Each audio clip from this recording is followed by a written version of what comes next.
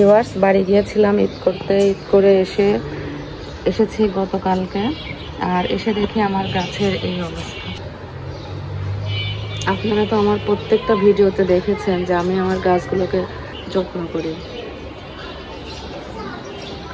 মরিচ গাছের অবস্থা খুব বেশি খারাপ। অ্যালোভেরা মোটামুটি, মরিচ গাছের প্রত্যেকটা মরিচ গাছের এই যে এগুলো সব লাল লাল মরিচ,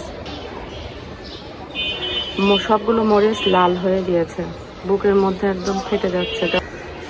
কতটা যত্ন করেছি গাছ। হাসনাহেনা গাছে ফুল ধরেছিল, সেটাও শেষ। গোলাপ গাছটা বাড়তে ছিল, সেটাও শেষ। এখন প্রত্যেকটা পাতাকে ব্লেন্ডার করলে মুসমুসা পাতা হবে। কতটা কষ্ট লাগছে এটা বলে বোঝানো যাবে না।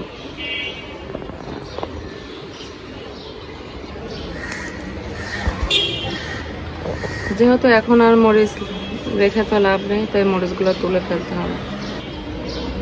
এই ভেবেছিলাম মরিচগুলো বাড়ি থেকে এসে মরিচগুলো ওঠাবো, কিন্তু হলো না।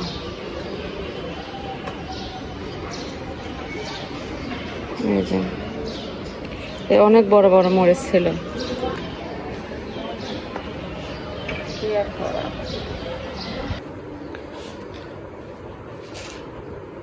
এই মরিচগুলো আমি রেখে গিয়েছিলাম যে বাড়ি থেকে এসে হয়তো উঠিয়ে ফেলবো, কিন্তু কি আর করবো বলেন, এত পরিমাণ রোদ আর খরা গেল যে গাছগুলো আসলে মরে যেতে বাধ্য হয়েছে।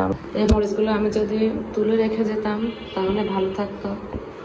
আর আমি আসলে বুঝতে পারি না, আমাদের আসার কথা ছিল 15 তারিখে, তো আমরা তো গিয়েছি হচ্ছে 7 তারিখে। তো 7, 8, 9, 10, 11, 12, 13, 14, 15 মানে 8 দিন থেকে চলে আসতাম, কিন্তু যেরকম অবস্থা হবে আমি বুঝতে পারিনি। খুব খারাপ লাগছে মনটা। যাই হোক, এখন সকাল 10টা, 10:15 বাজে। তো যেহেতু কালকে জার্নি করে আসার পরে একটু ঘুমের ঘাটতি হয়েছিল, কালকে রাতে শুতে প্রায় 4টা বেজে গিয়েছে। তো এখন একটু প্রিমিয়ার দেশি পরোটা একটু ভেজে চা দিয়ে খেয়ে নেব। কি আর করবো, খুবই খারাপ লাগছে। গাছ আমার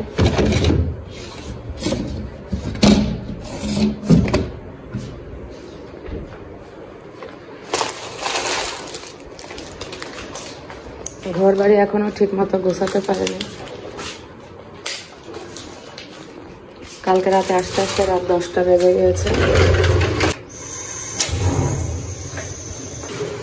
এই চুলায় তাওয়া বসিয়ে দিয়েছে। আর আমি আগেও বলেছি যে আমার ফ্রাই প্যানটা অতটা পছন্দ না, আমি ওসব ফ্রাই প্যানে কাজও করতে পারি না। হয়তো আপনারা বলবেন যে সবসময় কি ব্যবহার করে।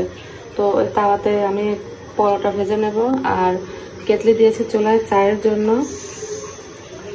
কেটলি, আমাদের চায়ের যে ইয়েটা ছিল, মানে পাতিলটা ছিল, পাতিলটা নষ্ট হয়ে গেছে, এই জন্য আপনাদের ভাইয়া এই কেটলি নিয়ে এসেছে কিনে। কারণ আসলে কেটলিতে চা খাওয়া অনেক ভালো হয়। এই পরোটাটা ভাজার নিয়ম অনেক জানতাম না, কিন্তু এখন আল্লাহর রহমতে শিখে গিয়েছে। আর ভাজাটা খুবই সহজ।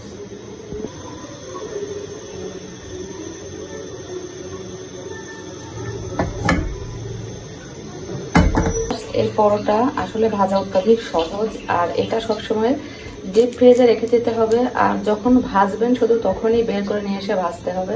উপরের যে পলিথিনটা থাকে, এই পলিথিনটার জন্য পরোটাটা মানে শক্ত থাকে, কিন্তু যখন এটা তুলে দেওয়া হয় বা এই পুরো পরোটার প্যাকেটটা বাইরে রাখবেন বেশ কিছুক্ষণ, তাহলে পরোটাটা সম্পূর্ণ গলে যাবে, আর তখন চুলায় দিলেও সমস্যা। তো আমি হচ্ছে প্রথম দিন তো আমি বুঝতে পারিনি, আমি সেটাই করেছি। পরে আমার পরোটা সবকিছু গলে গিয়েছে, মানে চুলায় দেওয়ার সঙ্গে সঙ্গে তাওয়ার থেকে আর উঠে না।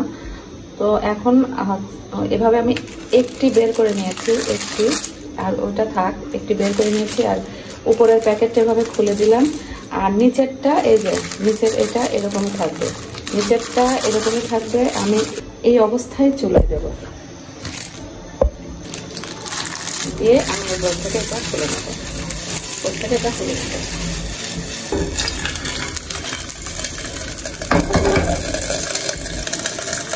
আসলে সবাই সবকিছু প্রথমে পারে না, এখানে সবকিছু শিখে নিতে হয়। দেখছেন অলরেডি এই যে নরম হয়ে গিয়েছে প্রায়। কারণ বেশ কিছুক্ষণ বের করে লেখা দিয়েছি তো ওই জন্য মাঝে মাঝে মন খায়। চার কি অবস্থা? পানি ফুটে গিয়েছে, এখন আমি চা পাতা দিয়ে দিই।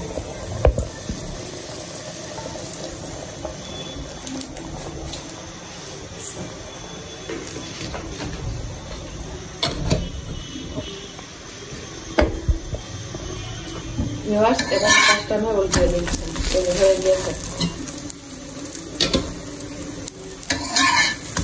ভাজা খুবই সুন্দর।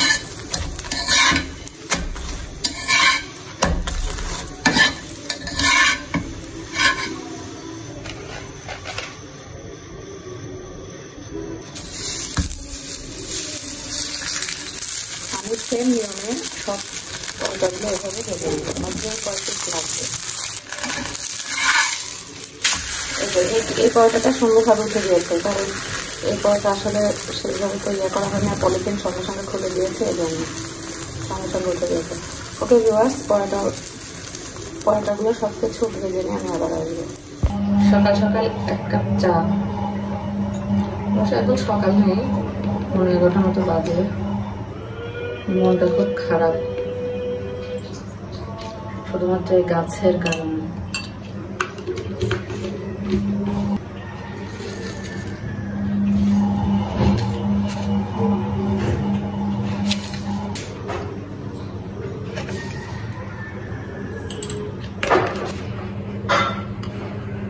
তেঁতুল দিয়ে চা খাওয়া কত সহজ, তাই না? খুব সুন্দর, কোনো কিছু ঝামেলা ছাড়াই।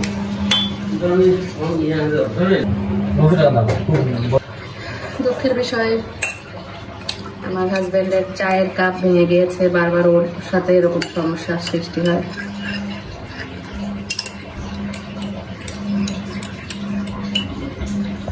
তো এখন আমরা 3 জন 3 কাপ চা আর সাথে পরোটা।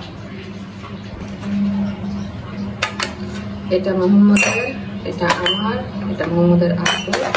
যেহেতু কাপটা ভেঙে গিয়েছে সেও তার কিছু করার না, এখন মোহাম্মদের কাপে চা খেতে হবে।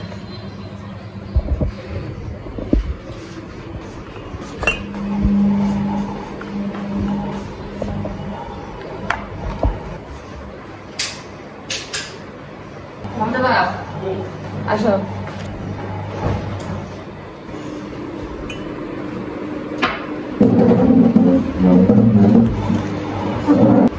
আমাদের সিজুকা এরও একটা চ্যানেল আছে, কি নামে? এসে সিজান না? এসে সিজান কালকে আমাদের সাথে বাসায় এসেছে, আমার ভাতিজা হয়। সে চা আর কি খাচ্ছে? পরোটা। চা পরোটা সকালের নাস্তা। আমার মরিচ গাছ দেখছিস? মরে কি ভোট হয়েছে? আমার দুঃখ তো আর জায়গা পাচ্ছে না। সকাল সকাল একটু চা ভালোই লাগে, তাই না? পরোটা যেভাবে মোড়া খায়, এভাবে মোড়া এভাবে দিবি আর খাবে, এটা সেই মজা হয় না। মোহাম্মদ সকালে খায় না।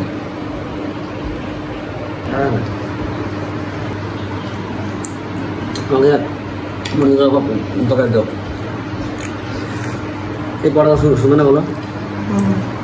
হ্যাঁ,